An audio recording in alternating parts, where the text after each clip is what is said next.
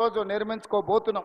అమరావతి పట్టణ అమరావతి నగరానికి ఆంధ్రప్రదేశ్ క్యాపిటల్ సిటీకి మనం రోడ్లు వేసుకోబోతున్నాం.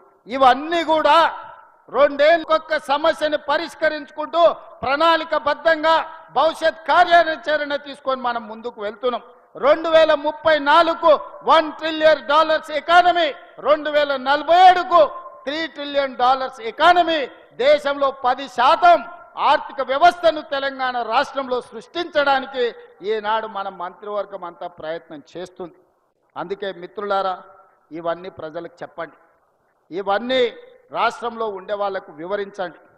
వాడో వీడో వస్తున్నాం అని ఏడికి రాడు.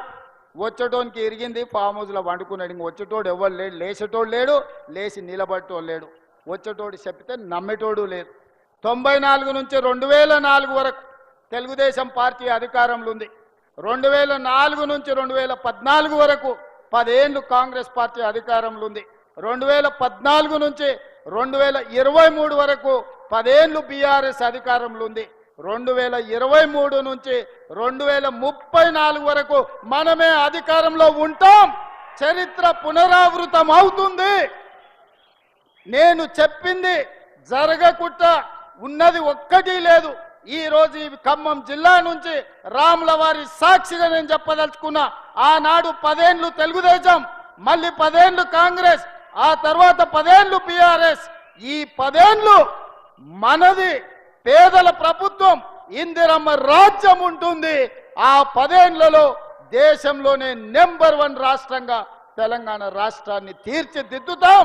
రేపు జరగబోయే ఎన్నికల్లో 23 డిసెంబర్లో అధికారంలో నుంచి బీఆర్ఎస్ను గద్దె దించారు.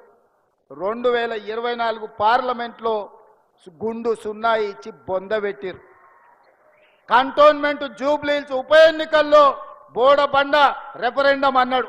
రెఫరెండం అన్న బోడబండల్నే బండ కింద పాతి పెట్టిండ్రు బీఆర్ఎస్ను. మీరందరూ చూసారు.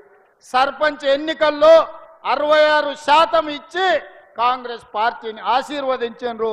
రేపు జరగబోయే మున్సిపల్ ఎన్నికల్లో కూడా అత్యధికంగా 70% పైగా ఏ విధంగా అయితే ఖమ్మం సర్పంచులు 70% గెలిపించిండ్రో రేపు కూడా ఈ ఎన్నికల్లో గెలిపించాలి.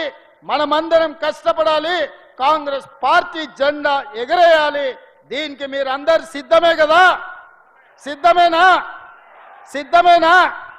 సిద్ధం అన్నోళ్ళందరూ చేయి పైకెత్తండి. జై కాంగ్రెస్, జై కాంగ్రెస్. ధన్యవాదాలు మిత్రులారా.